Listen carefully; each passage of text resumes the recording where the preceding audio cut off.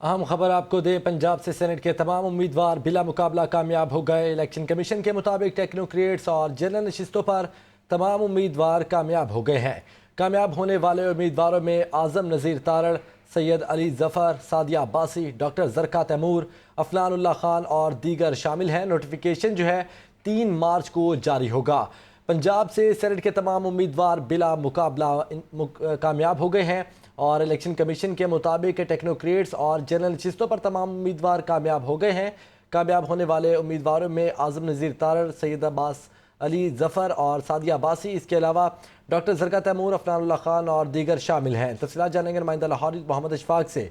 अशफाक, बताइएगा इस हवाले से। जी बिल्कुल। पंजाब में हुकूमती और अपोजिशन दोनों उम्मीदवारों के लिए ये बड़ी खुशखबरी है कि दोनों जानिब से जो उम्मीदवार हैं वो बिला मुकाबला सेनेटर मुंतखब हो चुके हैं और इलेक्शन कमीशन की जानिब से उम्मीदवारों की जानिब से जो कागजात नामजदगी वापस लिए गए हैं उसके बाद हतमी उम्मीदवारों की जो फहरिस्त थी वो जारी कर दी गई है, जिसके मुताबिक मुशाहिदुल्लाह खान मरहूम के साहबजादे अफनानुल्लाह खान भी पंजाब से सेनेटर बिला मुकाबला कामयाब हो चुके हैं। इसी तरह से अजीमुल हक मिनहास और सैफुल मलूक खोखर ने अपने अपने कागजात नामजदगी वापस ले लिए थे, जबकि सैफुल्लाह सरवर न्याजी भी पंजाब से बिला मुकाबला सेनेटर कामयाब हो चुके हैं। इसी तरह से टेक्नोक्रेट और जनरल नशिस्तों पर तमाम जमातों के उम्मीदवार बिला मुकाबला कामयाब करार पाए हैं।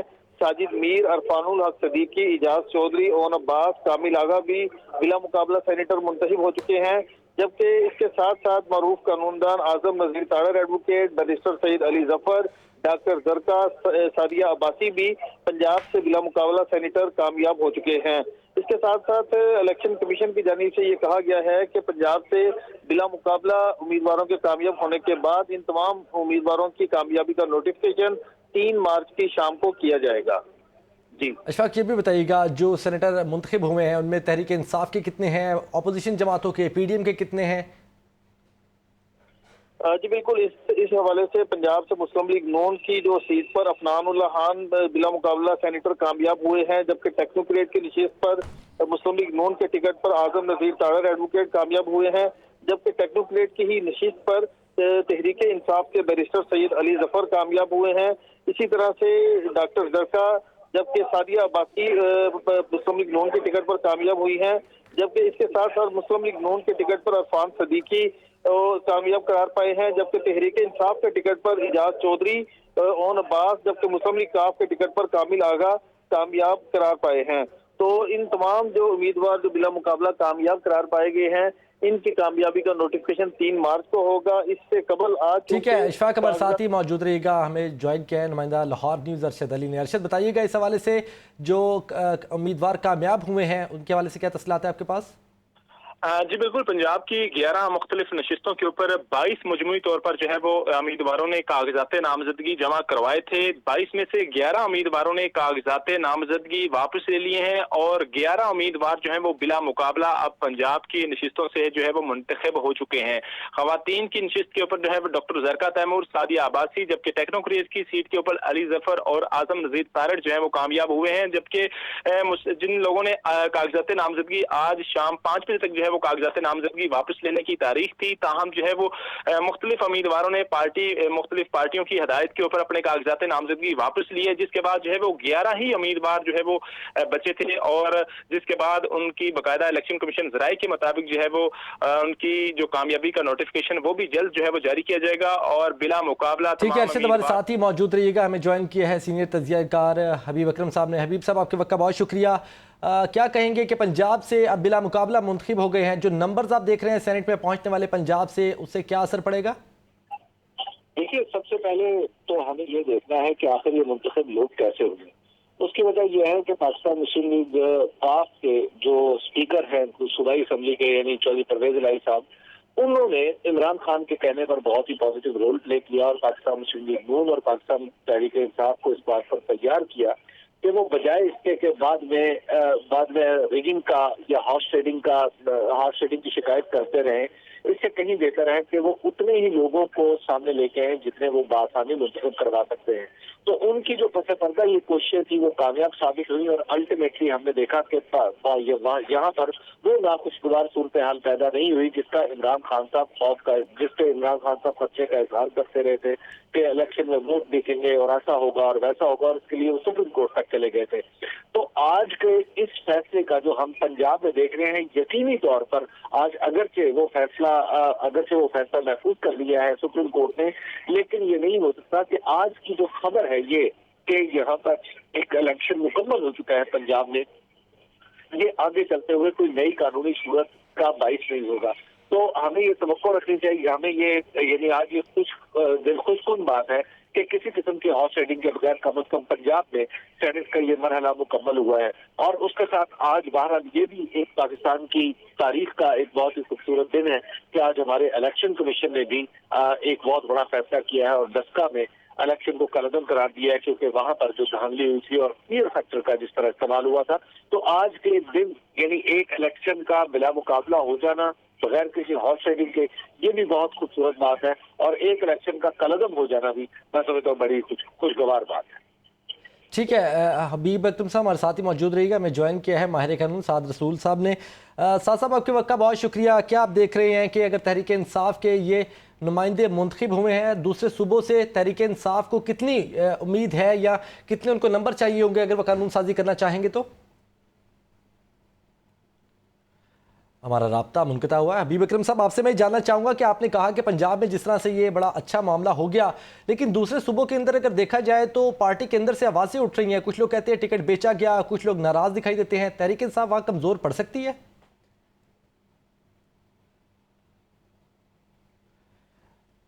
हमारा राब्ता बहाल हुआ है साद रसूल साहब से। साद रसूल साहब, आपके वक्त का बहुत शुक्रिया। मैं ये जानना चाह रहा था कि जो आज पंजाब से अब कुछ अरकान मुंतखब हो गए बिला मुकाबला, अगर दूसरे सूबों से भी देखा जाए तो आपको लग रहा है कि जो अब नंबर्स होंगे तहरीक इंसाफ के पास या जो मुमकिन सीटें हो सकती हैं, तो कानून बनाने के लिए उनके पास नंबर्स मुतवक्के तौर पर हासिल हो सकेंगे सेनेट में?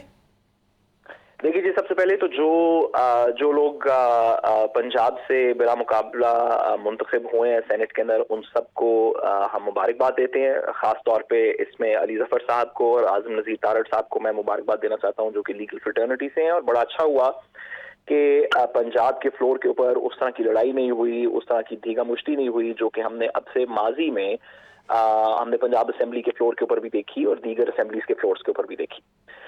जो बाकी प्रोविंसेस हैं वहाँ पे खास तौर पे सिंध में और जो फेडरल गवर्नमेंट के अंदर जो इस्लामाबाद की सीट से यूसुफ रज़ा गिलानी साहब और फाइनेंस मिनिस्टर साहब का कॉन्टेस्ट है, मेरा ख्याल है कि इसके ऊपर अभी काफ़ी चीज़ें अनडिसाइडेड हैं।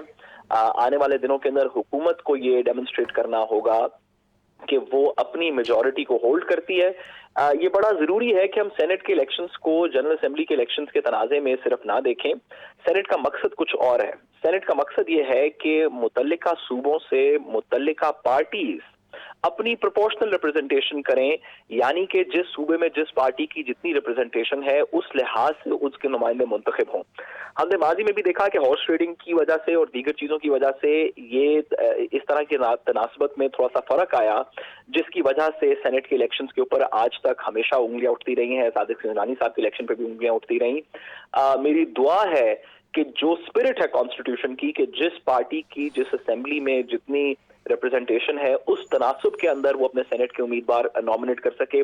मेरी दुआ है कि ये सिर्फ पंजाब ही में नहीं बल्कि दीगर सूबों के अंदर भी ये बात पूरी हो, ताकि आवाम को कॉन्फिडेंस मिले कि हमारा जमहूरी निज़ाम उसी तरह चल रहा है जिस तरह के आइन की मंशा थी।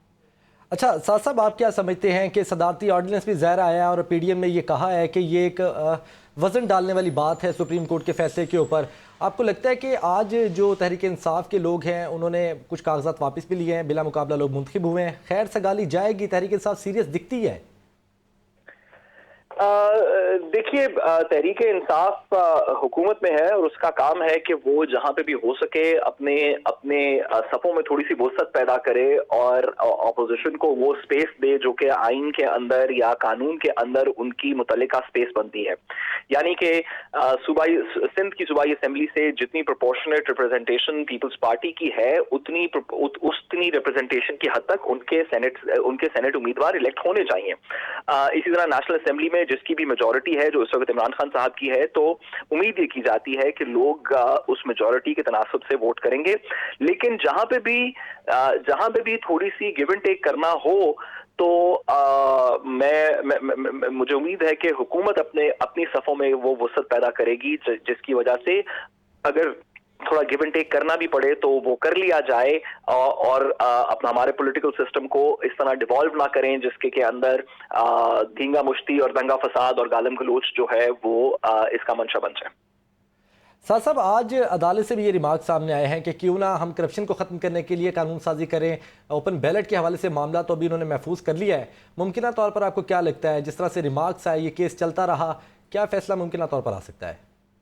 देखिए, सुप्रीम कोर्ट के फैसले के ऊपर मुमकिन तौर पे बात करनी मेरे ख्याल में गैर मुनासिब है।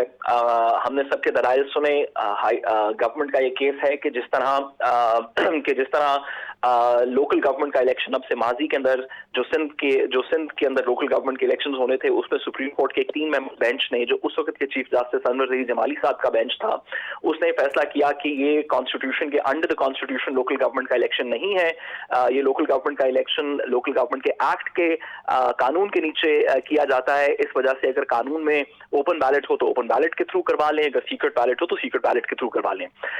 हुकूमत का ये आर्गुमेंट है सुप्रीम कोर्ट के सामने इस प्रेसिडेंशियल रेफरेंस के अंदर कि क्योंकि सेनेट का इलेक्शन भी आईने पाकिस्तान के अंदर उसका तरीका नहीं लिखा हुआ और इलेक्शन एक्ट के अंदर लिखा हुआ है, तो क्या हम इलेक्शन एक्ट के अंदर ओपन बैलेट का लफ्ज इस्तेमाल करके ओपन बैलेट के थ्रू करवा सकते हैं या नहीं करवा सकते। उसी नजीर के तहत जो लोकल गवर्नमेंट के एक्ट में अब से पहले सुप्रीम कोर्ट ने होल्ड की थी, ये एक रीजनेबल आर्गुमेंट है।